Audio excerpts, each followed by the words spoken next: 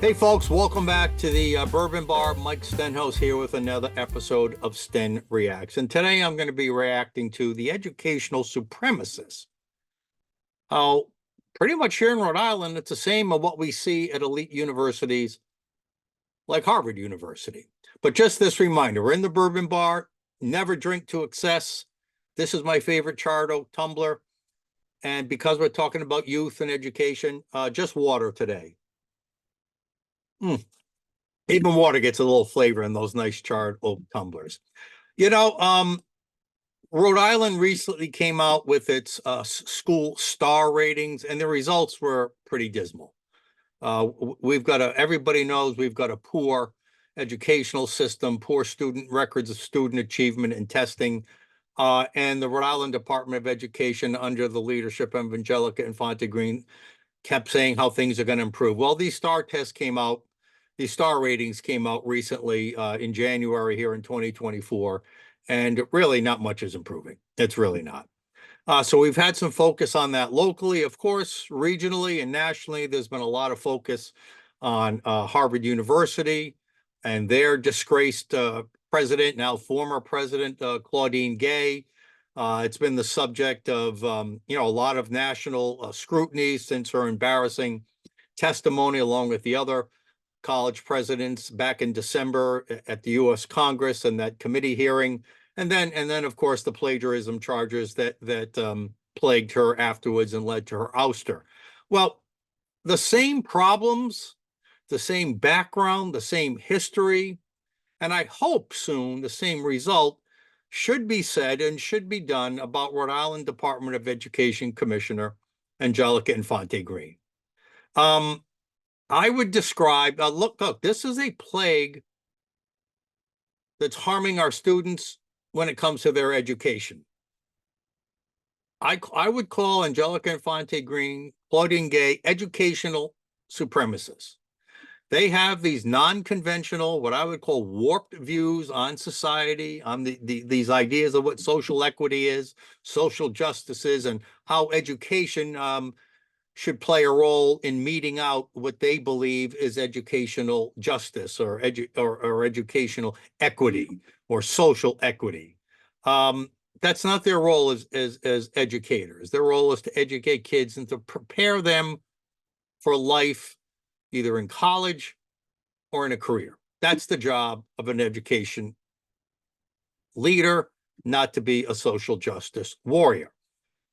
But Claudine Gay and Angelica-Infante Greene are similar in so many ways. These false education, these faux education supremacists, if you just look at their backgrounds and think about it a little, which is what I'm going to do right here, there's really little difference between the two.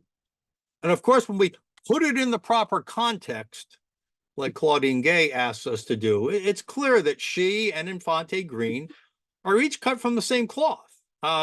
Each of whom has faced, or as is happening increasingly here in Rhode Island, are facing calls for their resignation or their replacement. Each of these educational supremacists oversees a declining educational institution or system because they put woke politics ahead of student achievement and ahead of parental and constitutional rights. Angelica-Infante Greene and Claudine Gay each is a byproduct and a direct product of the divisive and destructive and failed DEI, the diversity, equity, and inclusion philosophy. That philosophy puts skin color and fealty to the BIPOC agenda ahead of actual records of accomplishments of their universities or of their students. Each of the two, Gay and Infante Greene, was labeled when they took their jobs years ago with the meaningless trope of being the first person of color to lead their respective educational institutions. We can see now it doesn't matter. Diversity, equity, and inclusion, it doesn't matter. It's not what will define achievement, and it's not what will predict someone's record of success. Each has failed in their current leadership positions. Positions, if you just look at their record, they weren't qualified for in the first place. Neither Infante Greene or Gay had any previous signature academic work or accomplishment, or major achievement in their careers. They were put in there because of their skin color and heritage. DEI to the extreme. Each of the two, Claudine Gay and Angelica-Infante Greene, each publicly defended these untenable social equity views, these world views, these woke views. And they continually have been displaying an alarming lack of moral clarity. Claudine Gay, when she testified in front of the United States Senate, and Angelica-Infante Greene, when she testified in before a state Senate oversight hearing. She was asked about the unfairness of certain tests, and she said, well, how would black kids, if you want someone to say, if I have three bundles of hay and then I take away two, how many does that leave you with? Well, that's discriminatory, because what does a black kid who never grew up on a farm know about a bundle of hay, or whatever the hell you call a thing of hay? What? These are the views they hold, these untenable, woke views. Each in their official capacities has suppressed freedom of expression by engaging in vindictive, oppressive, and unwarranted administrative punishment of faculty who spoke out against either the narrative or the institution's agenda. In Claudine Gay's case at Harvard, when she was president of the Faculty of Arts and Sciences, she suspended a Harvard professor, one of the best professors in the country, Roland Fryer, because he didn't follow the black narrative.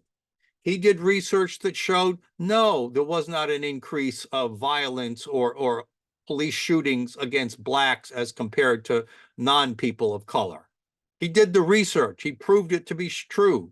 He said, no, not all black kids who come from poor families are doomed to failure in public schools. If you put them in the right educational environment, charter schools or private schools, they can achieve. And he showed examples. Well, this couldn't be accepted at Harvard, and Claudine Gay suspended him at Harvard. In Rhode Island, the Providence School District, run by Rhode Island Department of Education and Angelica-Infante Greene, as you know, suspended our friend Ramona Bessinger because she spoke out about the woke curricula, the critical race theory, the over-sexualization, these bogus new pieces of literature that she was asked to push upon her students instead of traditional works, like Anne Frank's diary and Martin Luther King and Shakespeare and others. She spoke out. She was suspended. Their First Amendment rights of free speech were infringed upon. Both Claudine Gay and Angelica-Infante Greene guilty of that. Each has seen their institution suffer declining numbers of students who seeking enrollment. We know homeschooling is huge now in Rhode Island. I mean, growing, become a big number. Parents don't want to send their kids to public schools. And we saw the stat right after Claudine Gay's problems surfaced that immediately early applications for early acceptance were down by almost 20% at Harvard. So people don't want to be part of these corrupt, woke educational institutions. Claudine Gay, Angelica-Infante Greene, each having been involved in corruption scandals. You know all about Claudine Gay's issues with plagiarism. Well, and we know about the stories that have come up, the serious questions raised about Infante Greene, about her handling of a $72 million contract, why she would hire some firm that had terrible record of achievement, if not some criminality charges on it.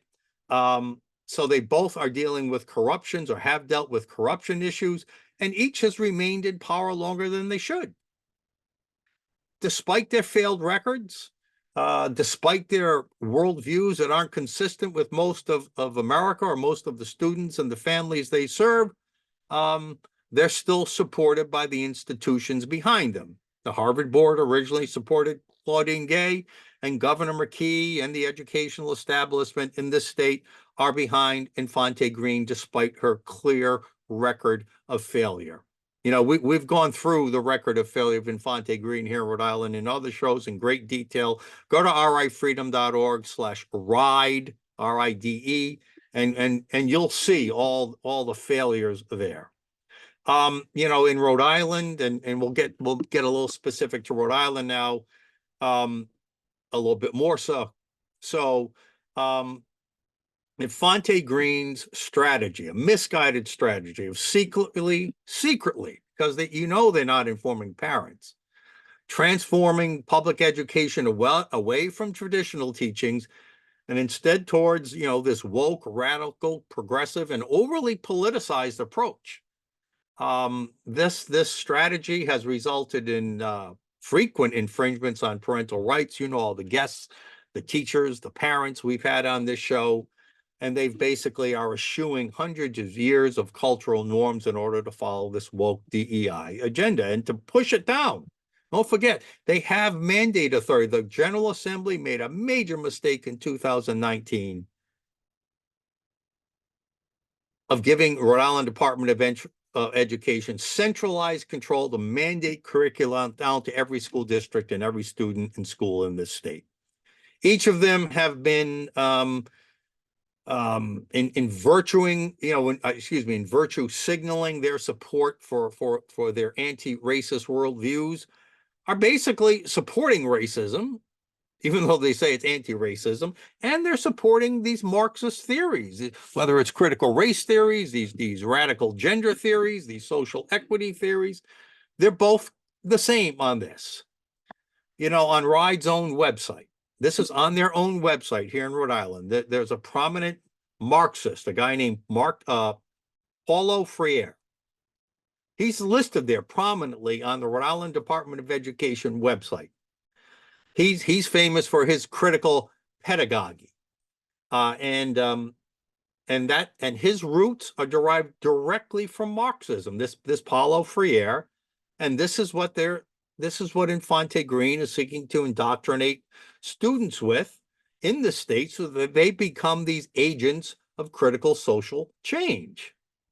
You think of all the three-letter acronyms out there that represent many of these philosophies, these extremist educational philosophies that are endorsed or mandated by RIDE and Infante Greene: SEL, social and emotional learning, DEI, diversity, equity, inclusion, CRT, critical race theory, CSE, comprehensive sex education. It goes on and on. All of them have been likened or have been shown to have roots into Marxist philosophies, or groups that promote Marxist philosophies across the country. Infante Greene and Claudine Gay each have promoted racist policies or guidelines that I believe poison the minds of students against their country, against traditional American values, and against their Caucasian brothers and sisters, and even against God. We've talked a lot about RIDE's new social studies standards, right? We've talked a lot about the big report we put out almost a year ago now, which is soon going to be taught guidelines to every public school student, right? We criticized that report in a 52-page document last year that we wrote along with the Civics Alliance, a National Association of Scholars. These standards pushed by RIDE, and I'm going to give you a few bullet points on those in just a second. Really, it's nothing short of teaching radical political activism instead of verifiable American and world history. It's what they're doing. They're substituting politics, subjective politics, for objective historical facts. That in our report, not only do they have all kinds of factually incorrect historical assertions, but these misguided RIDE standards, we called the report Taken for a Ride. The National Association of Scholars says they were probably the worst social studies guidelines they had seen in the nation, maybe second only to Minnesota. But some of the things they pushed in the social studies standards here in Rhode Island, the radical tenets of Marxist critical theories when it comes to race and gender, as we discussed, we quote, they teach the children to hate their country, these guidelines, Rhode Island Department of Education. And as we say, fails to provide a coherent presentation of the ideals and institutions of liberty, including religious freedom. None of that's mentioned in RIDE's standards. These standards teach that America was founded on the principle of oppression, as opposed to what we know as America's true birthright of freedom. And as I mentioned, kind of alluded to earlier, these standards put forth by Angelica-Infante Greene are hostile to groups such as whites, men, Christians, and as I mentioned before, America itself. So I think it's time that we learn a lesson from the Claudine Gay resignation, that these educational supremacists are not good for the educational institutions, are not good for the students and families that they are there to serve, and that we must bring an end to this politicization of our educational institutions by these educational supremacists. I'm a graduate of Harvard University. That's why I'm wearing this cap. I used to wear it with pride. Now I wear it as a symbol of protest. I don't have a Rhode Island Department of Education cap, or else I'd wear that as a symbol of protest as well. But I call on the Harvard Board of Directors to not make the same mistakes in hiring a DEI hire, somebody, I don't want to use the word token, but somebody who meets non-rigorous records of achievement. Let's put in a true educational professional here, someone with an undisputable record of achievement who will reshape education there to meet its original cause of Harvard and why Harvard became America's top educational institution. And let's hope, and I call as a citizen of Rhode Island, I call on Angelica-Infante Greene to resign, or I call on Governor McKee to fire her, to force her out, because Rhode Island is suffering from the same problems that Harvard is suffering from, and we must end it here. Again, the recent school star system ratings are just more proof of the failures of the Rhode Island Department of Education and Angelica-Infante Greene. The lesson is clear to see. There is no difference between Claudine Gay and Angelica-Infante Greene, and they should suffer the same outcome. We need new leadership for education in this state. Hey, thanks for tuning in to this episode of Sten Reacts. I know it was a little hard-hitting, but what's more important than the education of our kids? We need to stand up, we need to take bold action, and we need to get credible, honest, pro-American, pro-freedom, colorblind people leading our educational system here in this state. A little sip of water. Remember, all of my Sten Reacts episodes can be seen at the top of oceanstatecurrent.com. Just go to that website, click watch, select Sten Reacts from the drop-down, and you can see all my previous reactions. So until we see you again back here in the Bourbon Bar, Mike Stenhouse, reminding you, never drink in excess. Adios.